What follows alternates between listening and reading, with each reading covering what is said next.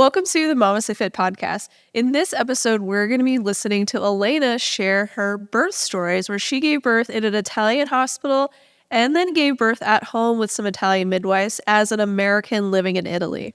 In her story, she shares how she felt about her hospital birth experience and what helped motivate her to switch to a community birth setting instead for her second birth. Welcome to the MamasteFit Podcast. This is Gina, perinatal fitness trainer and birth doula. And I'm Roxanne, labor and delivery nurse and student midwife. And this is the MamasteFit Podcast, where we empower you on your prenatal fitness, birth, and postpartum return to fitness journey. Our podcast shares how to move throughout your pregnancy to stay strong and comfortable, because pain is not a requirement of pregnancy. Understand the science of birth and how to approach recovery after birth. We share our personal experience as mothers navigating this stage in our lives, plus our professional expertise as birth workers and fitness professionals. Our goal is to help you feel confident as you navigate the perinatal timeframe for an empowering pregnancy, positive birth, and postpartum journey. We are glad to have you with us on this journey and that you have chosen us to support you. Before we listen to Elena's birth story, I want to share that my book, Training for Two, is now available for pre-order. Training for Two is all about how you can use prenatal fitness to stay strong throughout your pregnancy with lifting modifications for each trimester, pain-free with pelvic stability and core exercises, plus help you prepare for birth with pelvic opening and pelvic floor release exercises. The book is going to come out in September of 2024, a little bit after my baby is due, so I've got twins coming in the fall. One is in the shape of a book. But if you want to check it out, head to the notes below to pre-order the book, and we would love your support. Welcome to the MamasteFit Podcast Birth Story Friday. In this episode, we have Elena here, who's going to be sharing her hospital birth story and her home birth story living in a foreign country in Italy. So thanks so much for being here. Thank you, guys. Thank you so much for having me. Absolutely. So tell us, how did you prepare for birth living in a foreign country? So, when I got pregnant, it was pretty unexpected. We didn't even know that we could have kids initially, so it was a big shock. I got pregnant like right after we got married, so I really didn't know where to start. But a friend of mine who she had just given birth to her first kid actually sent me y'all's Instagram, and so I kind of started there, looking at just all of the info that you guys put out there, and then I was in the States for a short stint, and I realized that you guys, there's a MamasteFit in the town that my parents live in, and I was visiting my parents. So I started delving more into that, and I was like, oh, that's so cool. And my husband was obviously still out here. So I actually first started with taking y'all's pre-postnatal fitness trainer course in person, just because I'm an athletic trainer, and I thought, this is something that I can use, but then also maybe this is something that I can use, not just personally, but in my job as well. And I just took a lot from that course, and I really enjoyed learning from you guys. So then my husband and I decided to take the course. We did it virtually since he was overseas and I was back in the States at the time. So that was kind of the groundwork, and we learned so much from the course. I think that where I went wrong is that I got very cocky, and I was kind of okay, yeah, I learned this stuff. That's all I need to do. I didn't just being naive and being a first-time mom. I wasn't maybe I should really start to practice more of these things, and even more putting into practice the mental aspect of preparing for birth. I think I focused really a lot on just the physical aspect. Okay, let me keep doing my programming and prepping for birth that way. So mostly it was through your course and a few other people that I follow on Instagram and stuff like that. But I think that in general, I wish I would have done more prepping for my first birth. I was just naive, I guess. I feel like I was like that for my first two. I was like, oh, it's a natural thing. I got this. And then I was like, I don't got this. I don't got this. I mean, this is most people's. This is people do this every day. Why do I need to take a course to tell me what to do and what to expect and also prepare? So you're not alone in that aspect. So let's get into your first birth story then. My first birth, I got back over to Italy around 25 weeks pregnant. And all of the care for like OB care is done off base. There's no hospital or anything on base. So I had to choose one of the local hospitals. The doctors speak pretty good English. And then it's the midwives that they have midwives. They don't have any nurses. So it's like the nurses are the midwives are the labor and delivery nurses. But they're also like not the OB midwives that would work maybe like at a home birth or something like that. So some of them speak English, some of them don't. So that's kind of a toss up. But I think 40 weeks exactly came around, and I started having like, you know, those period cramps. But being your first pregnancy, I was like, my first pregnancy, I was like, I don't really know what this is. And then it actually came on like pretty like textbook, I guess. Like it slowly got stronger and stronger and closer together. But also just being a first time mom, I didn't know like how intense they could get. So I was like, well, you know, I'm like 4 minutes apart and they're like 50 seconds long. So I guess we should head to the hospital. But like they were still like pretty manageable. So we showed up and I was only like 1 centimeter dilated. But they kept me because they're like, oh, it's pretty consistent. And in the hospital there, your husband can only be with you if you get a private room. If not, like your husband can't be with you until you get into the delivery room. But luckily we were able to get a private room. So he was able to like chill with me. And my contractions kept getting stronger, but I didn't have any type of progress at all. And I had really, really bad back labor.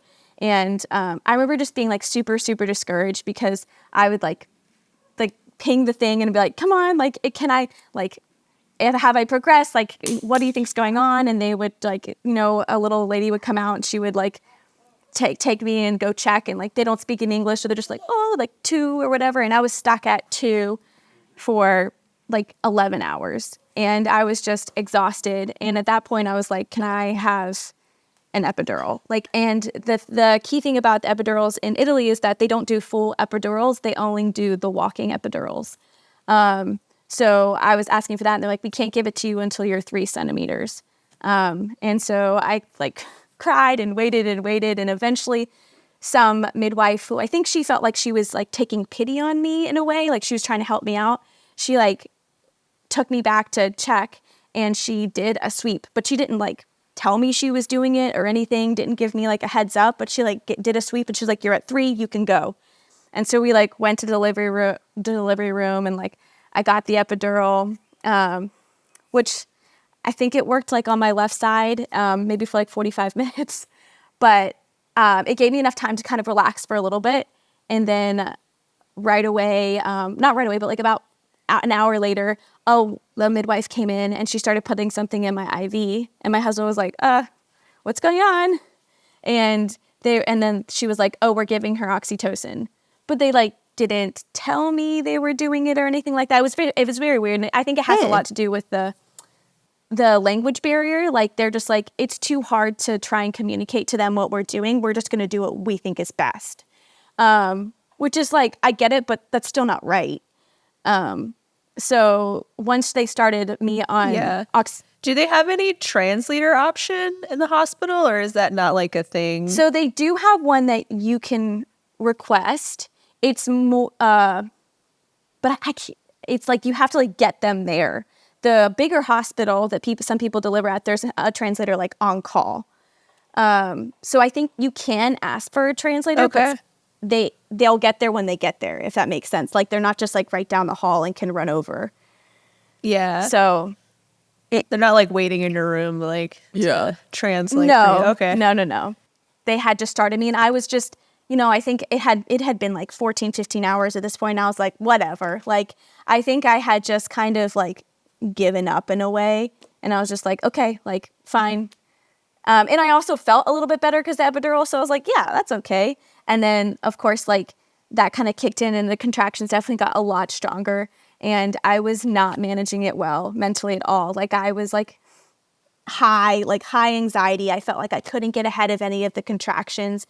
Because at that point I was like I had already started telling myself like, I can't do this. And so I feel like that started way too early. And like my mental state was just not in a good place. I was just freaking out essentially. But I mean, eventually, I think within like 4 or 5 hours, I'd progressed enough to push. I don't think I was necessarily ready to push, but I was like, I told them I wanted to push because I just wanted it over with. And so they let me push, and I pushed for maybe about like 3 hours. The thing is, they did let me choose however I wanted to push. So I pushed like squatting. I pushed on my hands and knees a little bit. I actually did try and start doing like, I really wanted to do the open glottis pushing that I learned about from you guys. And the OB that I had was very stern. She was like, no, don't do that. Hold your breath. And I was just like, I didn't have the guts to stand up for myself at that point. So I was just like, oh, okay, yeah. So it started going along, whatever. He was kind of taking a while to come out, like get down there and come like stretch, through all of my, like all the muscles and everything. And so they ended up doing an episiotomy. That was like another thing. Like they didn't tell me, they just cut right away. And I remember, because before I told my husband, I was like, I really don't want an episiotomy. Like, I really need you to help me with that. And there was just no option. There was no time. They didn't tell me. They just did it. And they did it, and like he came out within like, 10 minutes because there was no more like resistance essentially. So he came out. They don't do any type of, like, I think they might have waited a little bit to cut the cord, but I think that is all the same as it is in the hospital states. They take him, they put the goop on his eyes or whatever. They do give you like 2 hours of golden hour where they let you just like sit with your baby, and they tell you like, don't use your phones, like don't do anything, just like be with your baby and try and breastfeed your baby. But yeah, it was just like a whirlwind of me not being prepared mentally, and then just like these interventions that I didn't want to happen, but also felt like I wasn't given a chance to say like no. Kind of led to kind of a negative experience. I mean, he was healthy, I was healthy, like my recovery went fine. I mean, the episiotomy, of course, like took a while to heal, but everything was okay. But I still like was kind of like, I didn't enjoy it. Like I was like, I don't really want to do this ever again. And that lasted a long time. Yeah. I mean, the bare minimum is everyone's alive. Right. Yeah. At the end. There's Like, so that's much room like for more. That's the bare minimum requirement or desire. Like everyone's alive. And, Yeah. like, and healthy is like a little bit above that. Like alive and then healthy. Yeah. There's a whole lot of room to like also feel good about your experience without taking away from keeping everybody safe too. And so I feel you. Your birth sounds very similar to mine, where there was that moment of just like, I give up, just do whatever, I guess. And not like a lot of opportunity to like advocate for yourself, but also it's really hard to be expected to advocate for yourself in such a vulnerable time. And then and then add in a language barrier, Yeah. which makes it even harder to advocate for yourself. Yeah. Because you got to figure out how to say stuff in Italian. And you're like, I'm having a contraction. I don't even know what the word I'm thinking of. Like, Yeah. what even is contraction? I don't know any Italian, so all I'm thinking is like Spanish in my head. Yeah. I did not Donde take está el biblioteca? Where's the library? It's like, wrong language. It's similar. I think they could have figured it out. So do they do like skin to skin? Like baby came out and they immediately put baby to skin, and then after that 2 hours is when they did all of this stuff? Or did like as soon as baby comes out, they took him to the warmer, did all of the things, and then gave baby to you? They did that. They took him to the warmer and they did all that stuff, which is interesting because I've talked to other moms who have like given birth in the same hospital, and they're like, no, they gave me the baby right away. So I don't know. I think sometimes it depends on the provider, I guess, or like, yeah, I guess it depends on the OB, because some people are like, my experience was great. They, asked for permission for everything. I got my skin to skin. I got my delayed cord clamping, all of that. And then there's other people like, they didn't ask me for anything. It was the worst. Yeah. So, but for me, no, they didn't do skin to skin. Yeah, right it sounds away. similar to like an experience in the US as well, where it's very provider dependent. Like some hospitals, some providers, like very patient oriented, like, hey, whatever you want, asking for consent, and others is like, it's whatever I want to do as the provider. So just sad. yeah. So let's go into your second birth then. So you got pregnant again. I don't know if it was expected or unexpected. How did you prepare the second time differently? Probably spent the first like 3 to 4 months in a little bit of denial because I was like, I do not want to do this again over here, like in Italy. And I like looked at the options of maybe going back to the States, but that was going to be just a long time for me and the baby to get back over to Italy afterwards. So probably after those 4 months, I was like, okay, I need to like, this is happening. I need to kind of like, make sure that I take steps to be in control this time.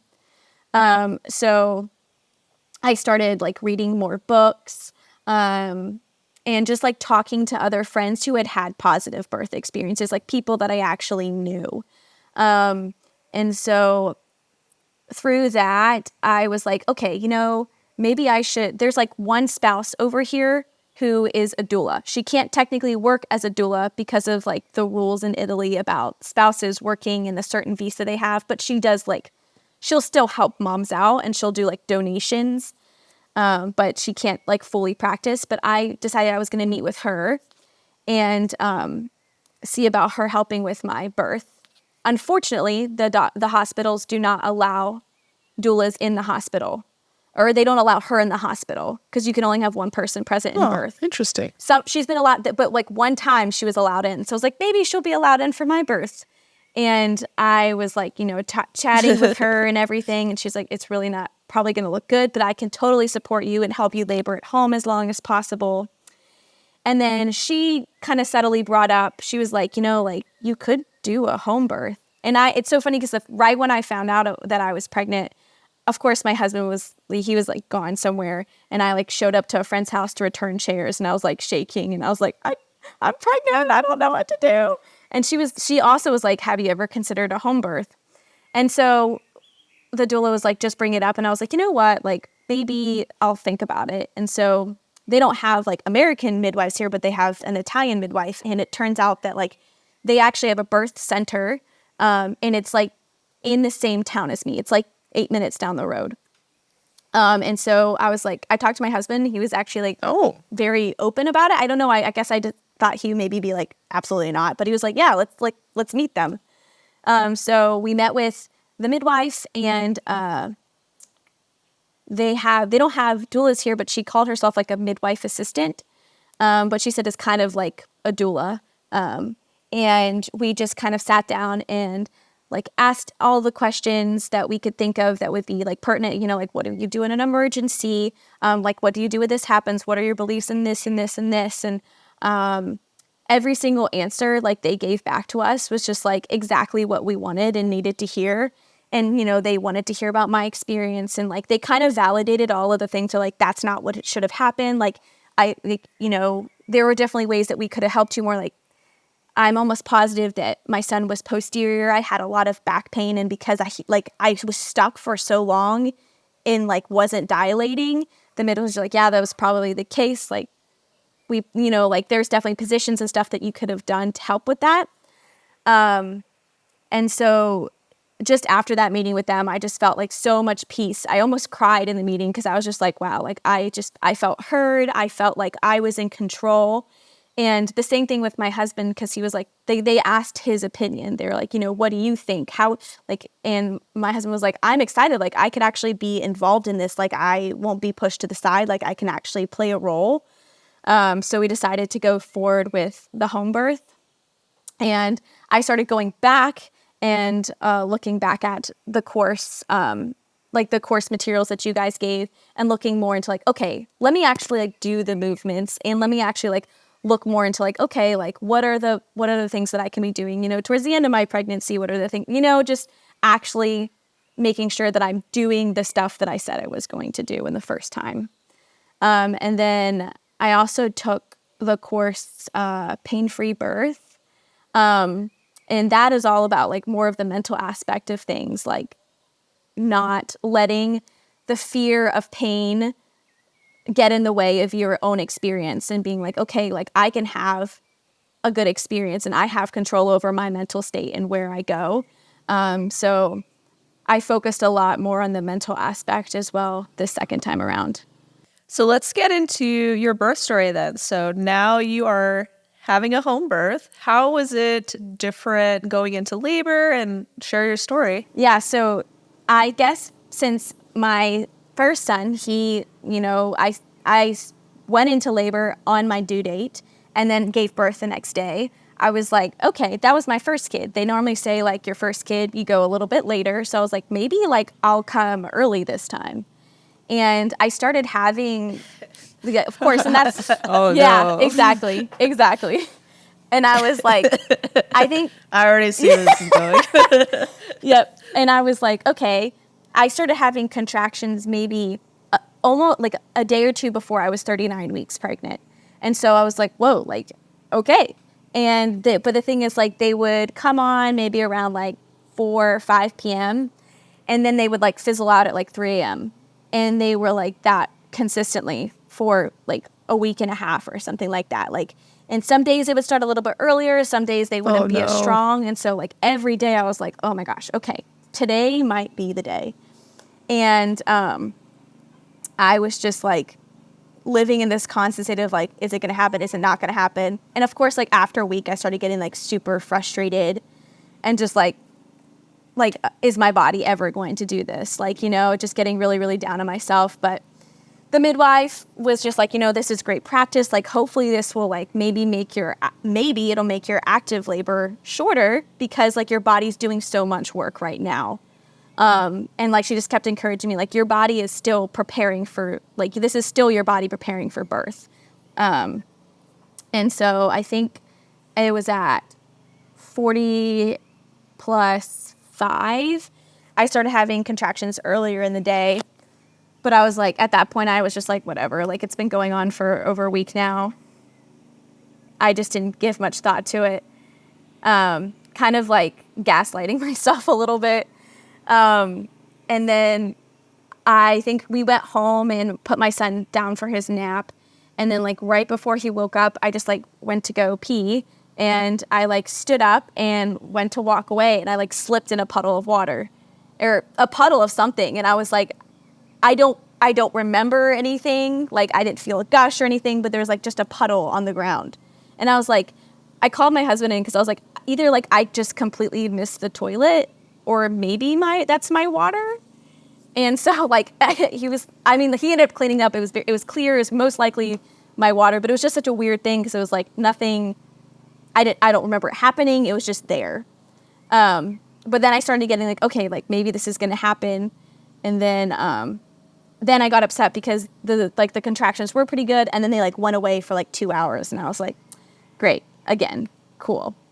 And then they started picking back up. Like, I think like right when we were putting my son down, maybe around like 6 or 7, they started picking back up again. And I started trying to get into a rhythm of my breaths already, just so that I felt like I wasn't, once they came on track, I wasn't getting overwhelmed by them. We just kind of like went upstairs. My parents were there, but like luckily our house is like 3 stories. So we're on the very top story and there's like a 3rd story they could stay in. And I tried to go to bed. I laid down for like maybe 40 minutes and I was like, this is not happening. So I went ahead and hopped in the shower and started timing them in the shower. And I was like, yeah, we should probably text the midwives. And then it just came like super quick. Like it went from like nothing super strong to like very, very strong. Like we had like my husband texted the midwife and was like, it's like this far apart for this many minutes. She's like, okay, like when you want, I'll come. And like not even 15 minutes later, I was like, you need to come, because it was just really strong. And she got there, my husband was already filling up the pool. And the minute she got there, she was like, okay, like whenever you want to get in the pool, you can get in the pool. Like this is going pretty quick. And so I like hopped in and it was like the best feeling ever. And I labored the rest of the time in the pool. My husband at one point was like, maybe, do you like want to get out? And I was like, no, I'll try different positions in here. I'm not getting out of this pool. No. But I will not. Yeah, no, thank you. no. But it was such a different experience. Like the midwives, they're like, well, they don't do any type of cervical check or anything like that. They're just like, we know by your like the noises that you make where you're at. So they like stayed on the middle level with my mom. They were like, sipping coffee, talking to my mom, and they would just like come up and check on me every once in a while. And so it was really special because it was just like me and my husband the whole time. And like labor is still hard. It was still so hard, but at the same time, like it felt so much more manageable, and I wasn't ever freaking out. Like I felt way more in control. All of a sudden I felt like I heard like my noises go from more of just like a ah to like more of like this like grunting noise. And I was like, oh my gosh, what's going on? And then I realized like, oh, like maybe like this is like my body pushing, which I never experienced with my son. Like it was like my own body was like, it's time to go. Like it's time for this baby to start going down. I started pushing, but then the pushing took forever. And I remember getting so like frustrated with that because I think I ended up pushing for 2.5 hours with this baby. And I remember telling the midwife, like she would come up and she's like, you're doing everything okay, like let's change positions and stuff like that. And she's like, your baby is coming. And I was like, no, my baby's not coming. You're lying to me. And she would be like, no, your baby's coming. I'm like, no, you're lying. This is never and gonna then she would happen. just look at me and say, okay. And then she would just walk away. And now I'm like, what a brilliant thing. Like, why would you argue with like a laboring woman? She would just say, okay, and just leave. Yeah. But so this whole time I was like, we found out we were having a girl. So we were told, so I was like, trying to remember to like talk to her and like make her a part of it and stuff like that. And eventually like the midwife was like, let me like see if I can feel if I can feel her head. And so on one push, she was like, I can feel her head. And I was like, okay, like I felt like way more energized. And I think we moved to like a squatting position in the tub. And this time I definitely felt the ring of fire where with my son, because they did the episiotomy, I did not feel that. So that was an interesting experience, but it was so cool to be able to feel everything to like, I don't know, I felt like I missed out on something before, but to be able to have that whole experience. And the baby came out easily. I was able to just like pull my baby straight up to my chest. And, like it's the craziest experience in the world. Cause like before you're like, there's no way this is actually possible. Like there's no way a baby can come out of there. Like there's just no way. And then like you just have the baby on your chest and you're like, oh my gosh. And it was just like this coolest thing. And I think like my placenta came out like 10, 15 minutes later. It came out super, super quick.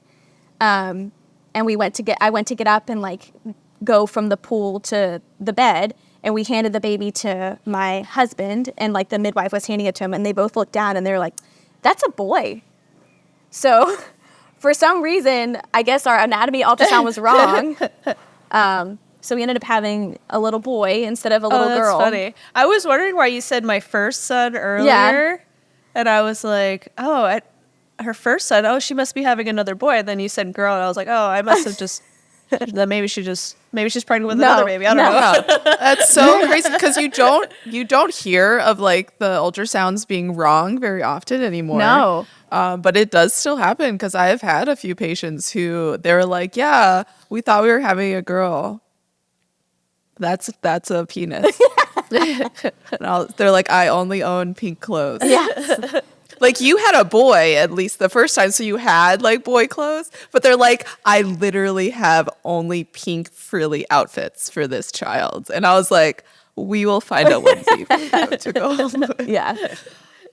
Because like people, when you find out you're having a girl, that's what they get you. They're like, oh my God, girl outfits are so cute. Let me get you all this pink. Here's your dinosaur onesie. And, yeah, there's not as cute boy stuff. I did find a really cute like old man pajama set, but that was it. But yes, back to your birth. No, you're fine. But yeah, it ended up being a boy. It was a huge shock. I did end up tearing, but not anything super significantly. I think because like when his head was coming out, his head was stuck there for a while. He was just chilling, like he took his time. So it was just but it was nothing crazy. It was very weird to be like at home and they're just like stitching you up off the side of your bed. But overall, it was a much a much different experience, but like much better. And like even talking to my husband afterwards, he was like, I could tell the difference just in the way that you handled yourself. He was like, you were so much more in control of yourself and of everything else that was going on. He was like, it was a much better experience for me because I could help you, but also like before he told me he felt helpless because he felt like he couldn't help me because I was kind of just so freaking out. And he was like, it was you and me together and we got to do this like just us. And he was like, to both of us, it's just a really, really cool experience. That is really awesome. It sounds very, not to be like, I'm making this about me, but it sounds similar to my experience. So I had a hospital birth for my first, and then my second was a home birth. And my husband and my reflection on it was he felt like he was watching a fight with our first birth where I couldn't really do anything. I felt like I was like in high school, like trying to like peek my head around to see like what was happening in this fight. And then for the home birth, he was like, I felt like I was able to be a part of it. And it was a much more positive experience for him as well. So do you have any advice for someone who may be trying to figure out whether or not they want to switch providers from like a hospital setting, which I think the majority of folks give birth in a hospital, to maybe an out of hospital or community birth setting? Do you have any tips to like help folks navigate that? I guess it kind of goes down to like how you feel with your providers. Like I just didn't feel like I was being heard, or that like I feel like in the hospital it was like my pregnancy was like a condition. It was like something that was like happening to me, if that makes sense. But with the providers that I was talking to and asking the questions, they're like, this is you, like you are in control, like it's you and your baby, like this is about you and how you want this experience to go. So I guess it's more about like, how do you feel when you're with those providers, asking them the questions that matter to you? Like, will they provide you, like what are your options for giving birth? What does it look like? Do they have they done a lot of unmedicated births before, if that's something that you want to do? What are their thoughts on just how, like, before birth, after birth? What are their thoughts on epidurals, on just seeing if their views align with your desires?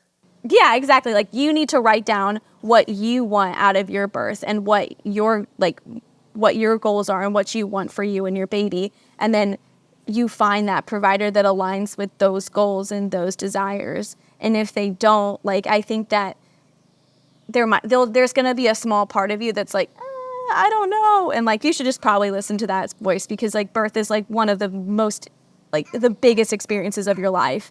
And you don't want to have that doubt, because it will, like, that's your gut, telling you like, maybe you should check other things. And I think that for me, I was like, I don't want to be rude, but like, it's not about them, it's about you. So you have the right to look other places and know that you have options. Like you don't just have to do a hospital. And even if you're in the hospital, you have options for how like you want to give birth. It's not their choice. Well, thank you so much for coming on the podcast to share your 2 birth stories and also trusting us to support you throughout your pregnancies as well. We really appreciate you sharing everything with us. Yeah. Yeah, thank you guys so much. Hi, I'm Jaclyn Diaz, and I wanted to share why I loved the MamasteFit. I found the MamasteFit prenatal fitness program in my 3rd trimester of a twin pregnancy. Before finding the MamasteFit prenatal fitness program, I was using another prenatal strength program that I had used for the most entirety of my pregnancy, but it really left me feeling stiff and my pelvis kind of feeling locked up. Once I started switching over into that MamasteFit, it included strength movements with supporting dynamic exercises that allowed my pelvis muscles to relax and actually become more mobile. I'm not even exaggerating. I was mid-workout during one of the prenatal fitness classes or sessions that I was doing, and I did a movement and I just felt in that moment my pelvis just sort of relax and open up, well before I'd felt so stiff and contracted. I truly believe that using the MamasteFit prenatal program allowed my body to have a relatively short and painless labor that led to a twin vaginal birth, which isn't very common. For my next pregnancy, I intend to use the Prenatal MamasteFit program starting from the first week, because if I felt so good just in that last third trimester after switching to that program, I can't even imagine how good it would feel using it for my entire pregnancy.